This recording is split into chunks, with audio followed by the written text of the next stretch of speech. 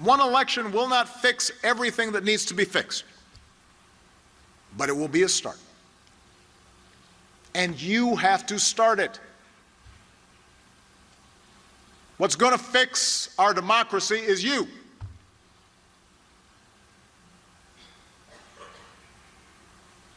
People ask me, what are you going to do for the election? Now the question is, what are you going to do? You're the antidote. Your participation and your spirit and your determination, not just in this election, but in every subsequent election and in the days between elections. Because in the end, the threat to our democracy doesn't just come from Donald Trump or the current batch of Republicans in Congress or the Koch brothers and their lobbyists or too much compromise from Democrats or Russian hacking. The biggest threat to our democracy is indifference. The biggest threat to our democracy is cynicism. A cynicism that led too many people to turn away from politics and stay home on Election Day. To all the young people who are here today, there are now more eligible voters in your generation than in any other, which means your generation now has more power than anybody to change things. If you want it, you can make sure America gets out of its current funk. If you actually care about it, you have the power to make sure we seize a brighter future. But to exercise that clout, to exercise that power, you have to show up. In the last midterms election, in 2014, fewer than 1 in 5 young people voted. 1 in 5. Not 2 in 5. Or 3 in 5. 1 in 5. Is it any wonder this Congress doesn't reflect your values and your priorities? Are you surprised by that? This whole project of self-government only works if everybody's doing their part.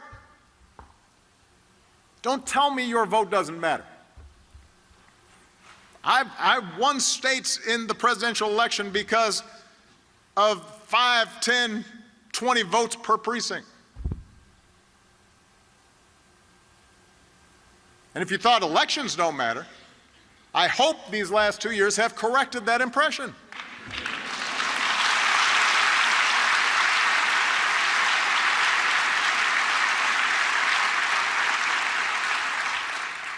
So if you don't like what's going on right now, and you shouldn't,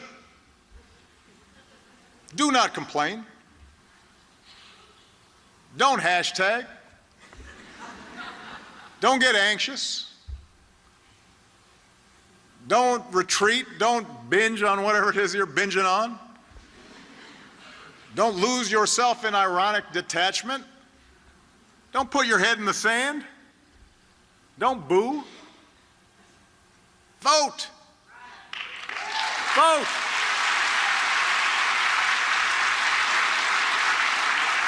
If you are really concerned about how the criminal justice system treats African Americans, the best way to protest is to vote. Not just for senators and representatives, but for mayors and sheriffs and state legislators.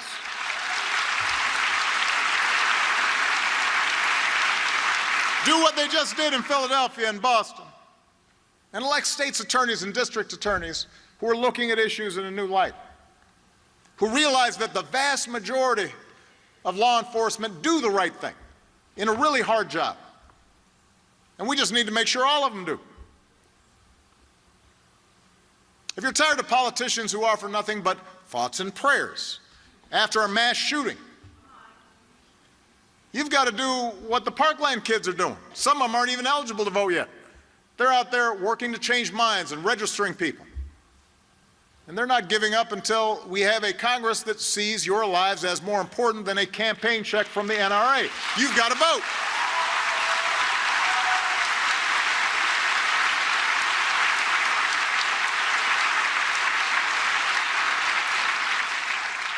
If you support the Me Too movement, you're outraged by stories of sexual harassment and assault, inspired by the women who shared them.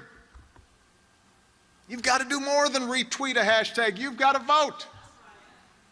Part of the reason women are more vulnerable in the workplace is because not enough women are bosses in the workplace. Which is why we need to strengthen and enforce laws that protect women in the workplace, not just from harassment, but from discrimination in hiring and promotion, and not getting paid the same amount for doing the same work. That requires laws. Laws get passed by legislators. You've got to vote. When you vote, you've got the power to make it easier to afford college and harder to shoot up a school. When you vote, you've got the power to make sure a family keeps its health insurance. You could save somebody's life. When you vote, you've got the power to make sure white nationalists don't feel emboldened to march with their hoods off or their hoods on in Charlottesville in the middle of the day.